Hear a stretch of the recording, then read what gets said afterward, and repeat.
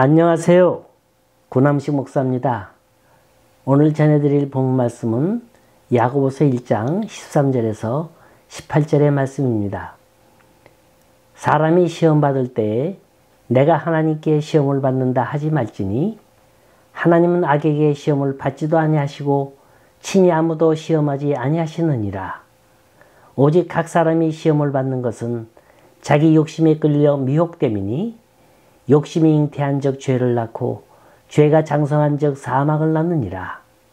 내 사랑하는 형제들아 속지 말라. 온갖 좋은 은사와 온전한 선물이 다 위로부터 빛의 아버지께로부터 내려오나니 그는 변함도 없으시고 회전하는 그림자도 없으시니라. 그가 그 피조물 중에 우리로 한 첫 열매가 되게 하시려고 자기의 뜻을 따라 진리의 말씀으로 우리를 낳으셨느니라. 우린 지난 시간에 시험엔 사탄이 주는 시험이 있고 하나님이 허락하신 시험이 있다 그랬어요.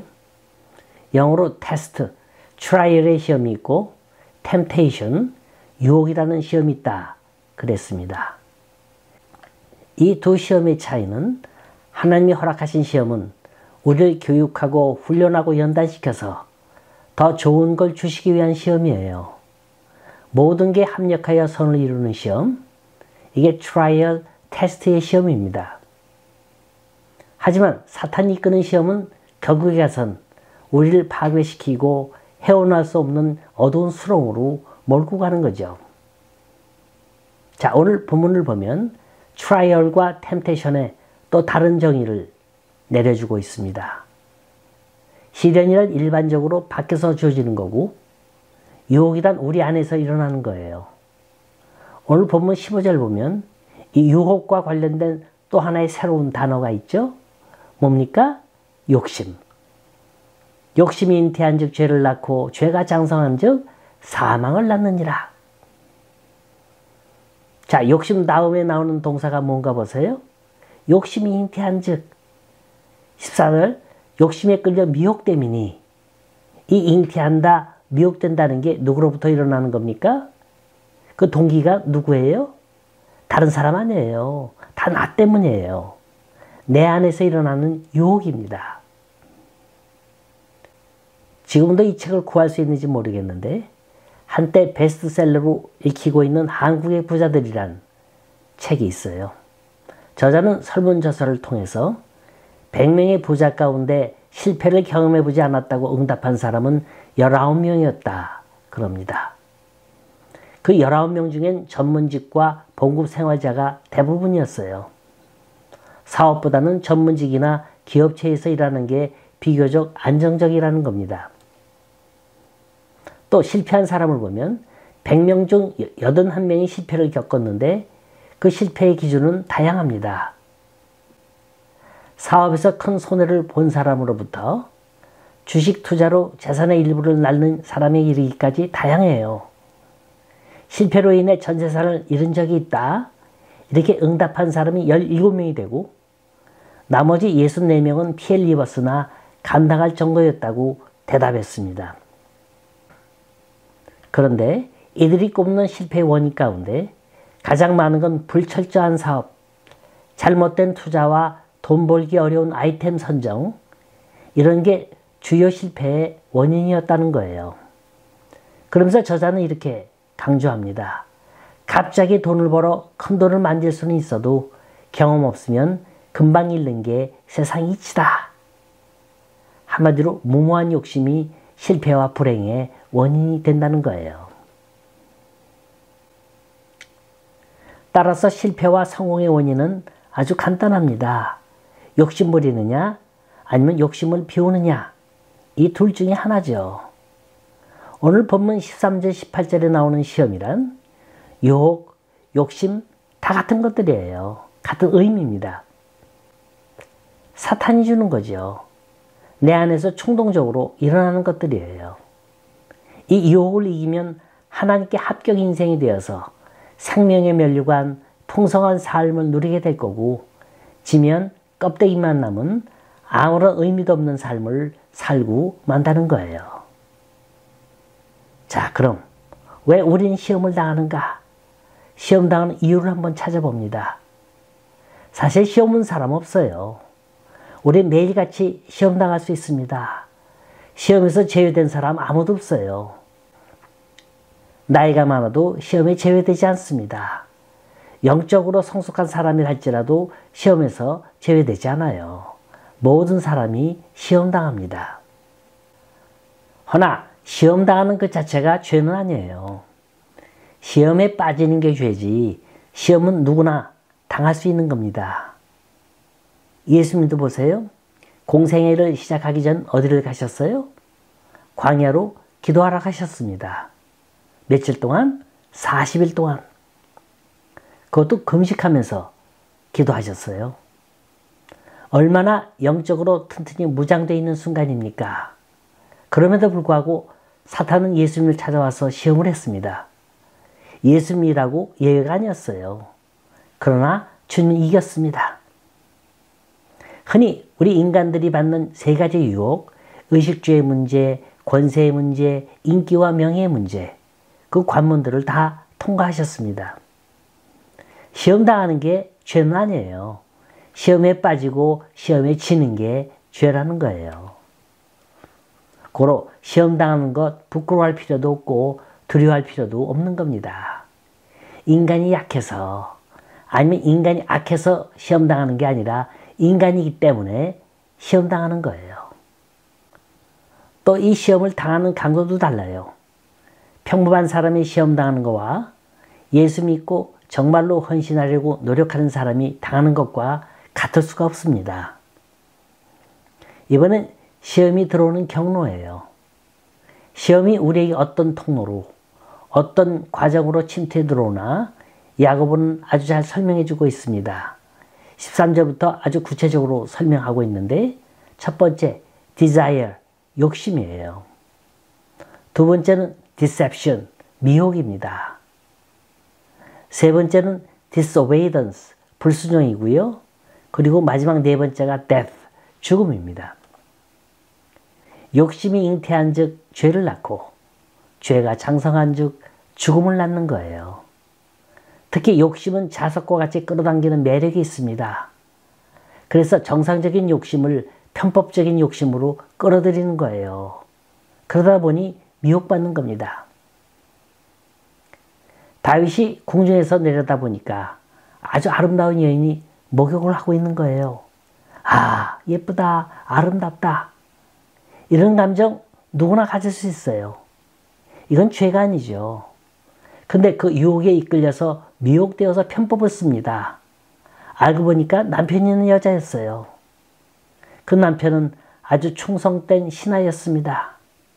그런데 이 미혹이라는 것, 욕심이라는 것 때문에 수단과 방법을 가리질 않습니다. 결국엔 그 여자를 품에 넣고 말아요. 그 남편을 죽이고 살인죄, 간음죄를 짓습니다. 정말로 욕심이 잉태한 즉 사망을 낳았어요. 14절, 욕심에 끌려 미혹이 된다는 말은 당시 스포츠 용어입니다. 그 뜻은 사냥꾼이 놓은 올가미의 덫에 걸린다, 그런 뜻이에요. 또 하나는 미끼에 걸린다는 뜻도 있습니다. 욕심 부리다간 덫에 걸리고 말아요. 푼돈밖에 안 되는 낚싯밥에 미끼에 물려 목돈을 잃는 겁니다. 여러분, 집에서 인터넷을 자주 사용하시는 분은 아실 거예요. 저는 한국에서 오는 한메일닷컴을 통해서 이메일 주소를 사용하고 있는데 하루에도 10통 이하의 스팸 메일이 들어옵니다. 스팸 메일이란 쓰레기 메일이죠. 거기 보면 대부분이 돈 쓰라는 거예요. 쉽게 돈을 대출받을 수 있다는 거예요. 두 번째는 음란 메일입니다. 이건 한번 열어놓으면 여간에선 지워지지 않아요. 꼬리에 꼬리를 물고 계속 이상한 그림이 뜹니다. 그러다가 바이러스가 묻어 들어오는 거예요. 한번 호기심으로 열어봤다가 나중엔 컴퓨터가 완전히 바이러스로 감염되어서 쓸 수가 없게 된 경우가 있었습니다. 순간의 유혹, 순간의 미끼가 그동안 쌓아왔던 모든 데이터를 다 죽이고 말았어요. 그래서 그걸 회복시키려고 얼마나 고생했는지 모릅니다. 그래서 이젠 아예 열어보지도 않고 이상한 제목, 이상한 주소가 뜨면 다 지워버리고 맙니다. 자, 시험이 오는 단계. 처음엔 욕심이란 덫과 미끼에 현혹되어 관심을 기울이다가 태도를 정하고 행동으로 옮깁니다. 이렇게 관심, 태도, 행동으로 연결되지는 일련의 과정을 미혹이라 부르는 겁니다. 오스카 와일드라는 사람이 있죠. 심리주의 문학가예요. 이 사람이 한 유명한 말이 있습니다. 나는 무엇이든지 다 저항할 수 있다. 단 유혹만 빼놓고. 유혹이 죽음과 불행을 가져옵니다. 죄의 삭은 사망인 거예요. 세계적인 갑부 록펠러가 50세가 됐을 때입니다. 그는 친구도 이웃도 잊은 채 재산 모으는 일에만 집착했어요. 거기까진 좋은데 그 돈을 너무 좋아하다 보니까 몸도 마음도 폐인이 되어가고 있는 거예요. 그 무렵에 어떤 사람이 록펠러에게 이런 질문을 합니다. 당신은 세계적인 갑부입니다. 지금도 계속해서 많은 돈을 벌어들이고 있습니다. 얼마나 돈을 더 벌으면 만족하시겠습니까? 그의 대답은 아주 간단해요. 지금보다도 약간만 더 있으면 됩니다. 한때 재물에 집착했던 록펠러의 모습입니다. 돈과 재물로 삶의 만족을 느낄 사람 한 사람도 없어요. 커다란 집도 찬란한 보석도 시간 지나면 만족감을 주지 못하는 거예요. 오직 예수님을 믿는 사람만이 참 만족을 얻음을 믿으시기 바랍니다. 무엇이든지 시작이 중요한 거예요. 전 원어를 찾아봤어요. 욕심이 잉태했다고 하는 이 잉태한다는 동사에 특별한 뜻은 없을까? 아니나 다를까 이 잉태하다는 헬라어로 슐라부사로 표기되어 있는데 그 속에 숨어있는 뜻이 함께 붙잡다, 같이 따라다닌다, 같이 그림자처럼 붙어다닌다 이런 뜻이 있어요. 자, 무엇과 무엇이 같이 따라다닌다고요? 욕심과 죄가 쌍을 이루어서 항상 따라다닌다는 겁니다. 욕심은 모든 걸 부족하게 만들어요. 그 부족한 걸 채우기 위해서 필연적으로 죄를 짓게 돼 있고 죄와 싸우게 돼 있습니다. 자, 그렇다면 이 시험, 욕심, 유혹과 싸워 이기는 방법은 없을까? 어떻게 해야 죄와 싸워서 이길 수 있을까? 어떻게 해야 그 유혹의 손길을 뿌리칠 수 있을까? 16절에 속지 말라고 합니다. 내 사랑하는 형제들아 속지 말라. 사탄의 영은 항상 좋은 곳으로 가장해서 다가옵니다. 보암직하고 탐스럽고 아름다운 거로 유혹을 합니다. 사탄이 주는 것들, 죄가 유혹하고 있는 것들, 이런 것들의 대표적인 현상은 첫째, 시작부터가 순수하지가 않아요. 그게 미끼가 되고 덫이 될 수가 있어요. 둘째, 그건 겉만 그럴듯하지 사실은 하찮은 것들이에요. 셋째, 그건 거품만 일어나고 있어요. 거품 빼고 나면 아무것도 없습니다. 다시 말해서 푼돈 받고 비싼 대가를 치르고 마는 거예요.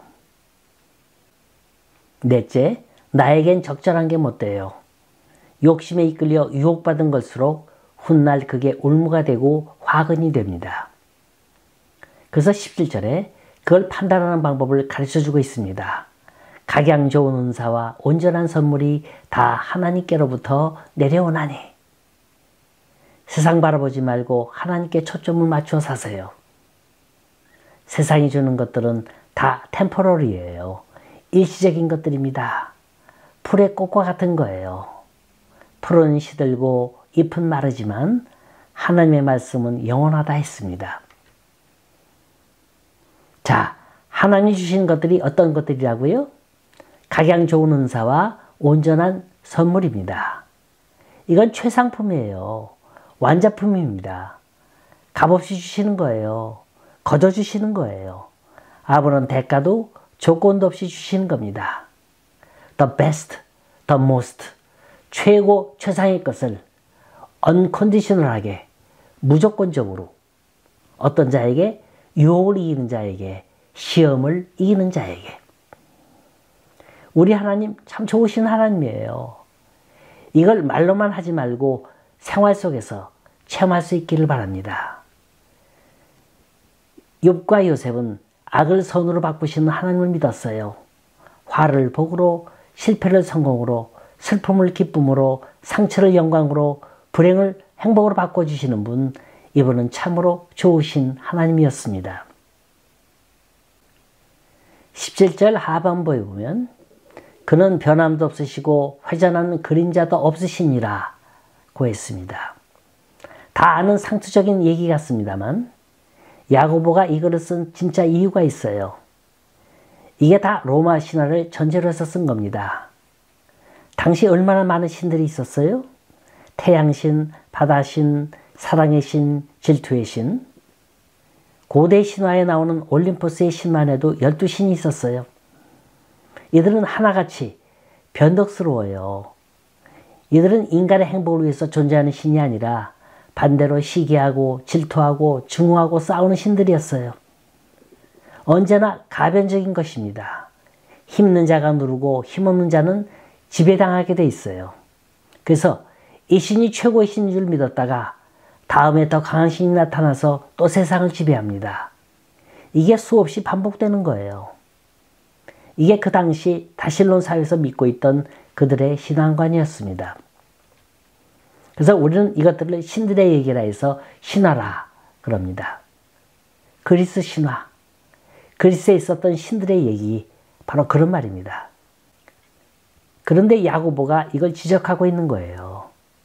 너희들이 어찌 하나님을 이런 신화에 나오는, 전설 따위에 나오는 신들과 비교할 수 있겠느냐? 한마디로 염려하지 마라. 우리 하나님은 변하시거나 약속을 어기시는 분이 절대로 아니다. 지나친 염려는 죄라고 했어요. 의심하는 것도 죄라 그랬어요. 잠언서 10장 22절에 보면 여호와께서 복을 주심으로 사람으로 부하게 하시고 근심을 겸하여 주시지 않는다 그랬습니다. 제 꿈 얘기 하나 할게요. 오래전 아주 좋지 않은 꿈을 꿨어요. 차고에서 무거운 짐을 정리하다가 허리가 삐걱했어요. 가끔 통증이 있었는데 그게 꿈에 나타난 거예요. 의사가 큰일 났대요. 피검사, 조직검사 다 하자고 해서 했더니 암이래요. 그래서 꿈에 의사에게 물어봤습니다. 그럼 내가 살 수 있는 기간이 얼마나 되느냐? 그랬더니 2, 3년은 잘하면 살 수 있대요. 그리고 잠을 청하려고 하니까 잠이 오질 않는 거예요. 만일 나에게 2년의 시한부 인생을 주신다면 나는 어떤 삶을 살 건가? 그러다가 정신이 번쩍 들었습니다. 지금 내가 뭘 하고 있는 거지? 꿈속에 일어난 사건 갖고 이렇게 염려하고 있다니. 내가 죽었다면 과거에 수차례나 죽었지. 하나님께서 내 생명을 연장시켜 주시지 않았는가? 그러면서 생각하는 거예요. 그러고 나서 하나님 하고 외치니까 나도 모르게 잠이 들었습니다. 여러분, 못된 꿈 악몽을 꾸다가 등에 식은땀이 나고 잠을 설친 적 없으십니까? 지나친 염려는 죄인 거예요. 염려한다는 건 궁극적으로 하나님을 신뢰하지 못하기 때문인 거예요. 우린 지금 꿈 같은 삶을 살고 있어요. 시련이라는 게 꿈 같은 거예요. 예측할 수 없는 겁니다. 불시에 다가옵니다. 불같은 시험 많으나 겁내지 맙시다. 구주의 권능 그 신이 이기고 남겠네. 왜 나만 겪는 고난이냐고 묻지도 마세요. 원망도 마세요. 불평도 하지 마세요. 이 세상에 아무 문제 없이 산 사람 한 사람도 없습니다. 시험에서 제외된 사람 아무도 없고요. 문제는 시련과 시험을 이기느냐 지느냐일 뿐입니다. 이게 야고보서 전체에 흐르고 있는 메시지인 거예요. 우리 하나님 참 좋으신 분이에요. 이건 창세기 1장부터 요한계시록 마지막 장에 이르기까지 흐르고 있는 메시지인 겁니다. 시련이 오면 하나님만 붙드세요. 하나님만 찾으세요. 사람 만나 상의하고 사람 찾아 의논해봤자 득될 거 하나도 없습니다. 하나님이 주시는 건 방법도 좋고 결과도 선하고 아름답게 이루어 주십니다. 마지막으로 하나님의 축복과 은혜는 단 한 번에 그치는 게 아니에요. 계속적인 거예요. 밉다고 등 돌리고 죄졌다고 돌아서는 분 아닙니다. 설사 시험에 빠졌다 할지라도 우리를 건져주시는 분, 그분이 하나님이십니다. 자, 정리합니다. 시험이 오면 속지 마세요. 하나님만 붙드세요. 그리고 인내함으로 이겨내세요. 야고보서 1장 12절 시험을 참는 자는 복이 있도다. 이것에 옳다 인정함을 받은 후에 주께서 자기를 사랑하는 자들에게 약속하신 생명의 면류관을 얻을 것이니라. 자, 우리 모두 시험을 통해서 좋은 복 받는 합격 인생 될 수 있기를 간절히 소원합니다.